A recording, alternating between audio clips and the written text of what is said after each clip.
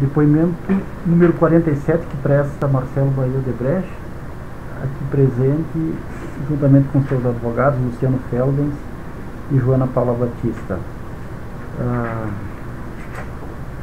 Marcelo, eu peço que, por favor, confirme se esses são os advogados por ti nomeados, bem como que esse depoimento está sendo feito de forma voluntária e espontânea, no contexto da colaboração premiada celebrada com o Ministério Público Federal com base na Lei 2.850 de 2013, bem como que os efeitos da colaboração dependem dos meios de prova e dos depoimentos que vieres a prestar. Suma de advogados, estou aqui espontaneamente. Por favor, Marcelo, eu lhe peço que fale sobre o anexo 22.3, tratativas com autoridades sobre a Operação Lava Jato. Peço que confirmes o conteúdo e depois expliques, por favor. Confirmo o conteúdo. Nesse anexo eu procurei listar todas as, digamos assim, as principais interações que a gente teve com algum agente público ou preposto dele sobre temas envolvendo a Lava Jato, que podem ser caracterizados como alguma questão de obstrução de justiça, alguma coisa. Teve uma questão logo no início, que a gente procurou o Gilles e o Sigmarina Seixas para alertar eles: olha, o pessoal da OSTC está preso, se você não encontrar uma maneira de ajudar na libertação deles, os caras vão acabar fazendo delação. E aí é uma bola de neve, tá? Que eu saiba, não foi feito nada relativo a isso, mas eu fiz questão de registrar que a gente teve esse encontro. Teve várias ações através do Márcio Tomás Bastos e várias ações através de um advogado nosso, Pedro Serrano, também, principalmente com foco, o Márcio Tomás, no sentido de construir uma solução comum no início, que acabou depois não evoluindo com o falecimento dele. E teve a questão do Pedro Serrano, que terá muito focado na questão da gente dificultar ou postergar, de saber que em algum momento vinha a questão das postergações da cooperação lá com a Suíça, para a gente tentar ter um tempo para administrar a questão de fechar as contas, operar e até ter noção da exposição que a gente tinha lá. E teve também encontros meus com a presidenta, onde eu pedi a ela apoio, quem poderia ser minha interface junto a questões de eventuais problemas da Lava Jato, aí mais voltado a problemas no início que estava tendo com Petrobras, bloqueios, financiamentos. Ela disse o Mercadante, e depois, em um determinado momento, teve aquela conversa com o Bendini, onde ele me trouxe a mesma nota que eu tinha mandado para Mercadante. Eu acho que os principais, talvez tenha tido aí outras interações que eventualmente ocorreram, mas eu acho que aqui eu tentei registrar as que eu me recordava e que eu achava que podia ter aí, não necessariamente alguma, todas elas tiveram sequências, mas pode ter tido aí alguma conduta indevida numa dessas. Tá. Marcelo, por favor, eu queria um esclarecimento um pouco melhor em torno dessa questão envolvendo a investigação sobre os grampos na cela do Alberto Youssef. Uma das questões, isso necessariamente, eu estava nesse momento, eu não me envolvia tanto nessas questões jurídicas, mas estava me preocupado essa ação. O que mais me preocupava era postergar a questão da cooperação internacional suíça, para tentar entender a exposição. A essa altura a gente já tinha começado a perceber que tinha alguns problemas que o negócio não tinha sido feito como a gente tinha, e a nossa exposição estava lá. É onde eu sempre achei que a exposição estava. Mas os nossos advogados, e aí eu não posso precisar quem, os advogados externos, internos todos, eles sempre trabalharam com a cabeça da nulidade do processo, quer dizer, aquela questão das preliminares que eles vão. Eu, pessoalmente, isso aí é uma questão jurídica, nunca mergulhei nesse assunto. Mas eu sei que entre as nulidades que eles verificaram, aliás, estão todas elas nas minhas alegações finais de defesa, está a questão de tentar anular a operação pela questão do Grampo Youssef, onde inclusive uma vez, e aí gerou aquela nota da questão do dissidente PF, nada mais foi do que, uma vez me disseram que tinha dissidentes, eu anotei, mas essas questões de tratar, conseguir anular operações, então praticamente todas elas todas elas estão hoje na minha defesa. São basicamente aquelas.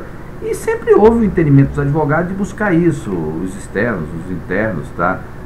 Não sei se aqui necessariamente aqui tem alguma coisa que não tenha sido feita. Eu registrei, foi feito isso, mas não posso avaliar se foi feito ou não alguma conduta indevida. Tá, mas eu queria entender o seguinte, como é que esse processo se deu?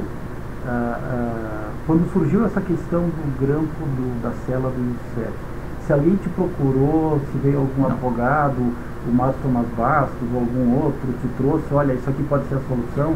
Não, eu tive um contato com o Márcio Tomás Bastos umas 2 vezes. O que tinha algumas, quando o processo Lava Jato explodiu, tinha algumas reuniões. Em geral, os advogados externos se reuniam, era 7, 8, 9, 10. E, em geral, eu entrava no final da reunião ou no meio, eles me atualizavam, Marcelo, tá isso. E nessas reuniões se falava muito, e aliás, até hoje se fala, das estratégias. Quem está em processo de defesa, até hoje se fala das estratégias de nulidade do processo. Então, guarde-se aquela esperança de que todos os advogados têm aquelas preliminares que dizem, inclusive na minha defesa tem quase umas 9 ou 10, que é justificativas para anular o procedimento, desde aquela época de como a Lava Jato começou, o Grampo e o CEF, a colaboração do Paulo. Então, tudo isso... isso era coisa mais de advogado, tanto que eu não detalhe aqui, eu não sei se foi feito, mas eu entendo que se foi feita alguma coisa devida, eu acho que o pessoal deve ter eu imagino que ninguém é maluco de fazer uma coisa devida e agora essa altura não delatar, né?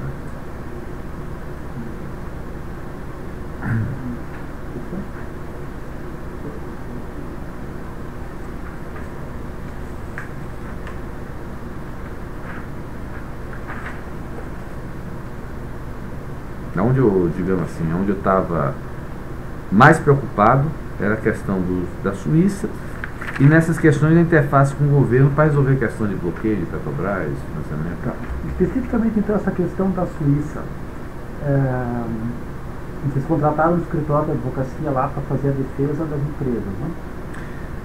Lembrando o seguinte, olha a dificuldade que a gente tinha naquela época. A gente não sabia naquela época que as empresas estavam em nosso nome. E a dificuldade que teve foi que demorou para Hilberto e a equipe reconhecer para a gente que aquelas empresas existiam. Então, o que eu entendo, aí começou o processo. Então, na verdade, o pessoal foi tateando. À medida que a gente, por exemplo, Smith & Ness, foi a primeira que a gente descobriu que podia ter alguma relação, a gente contratou os advogados. Então, o pessoal não abriu o jogo. Na verdade, o pessoal nosso ficou tateando no escuro durante até mais ou menos quase um ano, entendeu? E aí, mas à medida que a gente ia descobrindo a exposição, a gente ia tomando as decisões jurídicas. Isso aí o nosso pessoal pode precisar, a data que, por exemplo, a data que, tanto eu acho que a gente deve ter tomado várias decisões tardias porque não sabia do que havia. Uhum. Tá, mas até o mandato de segurança, esse 22007, que tu referes aqui no teu termo, que foi impetrado perante o STJ, ele contesta uma série de aspectos da vinda das informações da Suíça, né? Esse mandato de segurança ele foi impetrado a partir dos elementos que os advogados suíços passaram, então. Sim, veja bem, aí a gente teve, eu acho que alguma coisa aqui eu já estava preso, que foi a questão seguinte, eu estava preso e eu me lembro o seguinte, na minha denúncia que foi utilizada para a minha denúncia, foi utilizada uma informação que a Suíça mandou para uma investigação deles. Então eu acho que o pessoal usou o termo que é informação passiva, e aí se usou na minha denúncia uma informação que era que a Suíça mandou para obter informação para eles, e aí os nossos advogados utilizaram, mas eu já estava preso. Ou seja, foi mais, entendeu? Eu não, o que na verdade eu sempre alertei e fazia parte isso eu avisei. Eu tive a oportunidade de falar com a presidente, tive a oportunidade de falar com aquelas pessoas todas que eu menciono, que era na ciência, todas as pessoas que eu procurei quando eu percebi que a presidente não estava andando outra, foi o seguinte, olha, mesmo sem tomar consciência do tamanho da exposição, quando veio, veja bem, primeiro, eu sabia da dimensão do nosso caixa 2, sabia, tá certo? Se você perguntar, sabia dos pagamentos específicos? Não. Sabia de quanto era para cada coisa? Não. Sabia quanto era a propina, quanto não era? Não. Mas sabia da dimensão, tá? Eu sabia que tinha ido muito caixa 2, muito pagamento para o João Santana? Sabia. Sabia dos pagamentos? Sabia. Então, veja bem, eu sabia que a gente tinha pago bônus? Sabia. Sabia que tinha pessoas? Sabia. Então, o que eu quero dizer é o seguinte, o que é que eu disse? Mas eu não sabia, era dos pagamentos específicos, não sabia das contas, não sabia nada. Bom, aí o que é que acontece? Ao saber tudo isso, a primeira decisão, vamos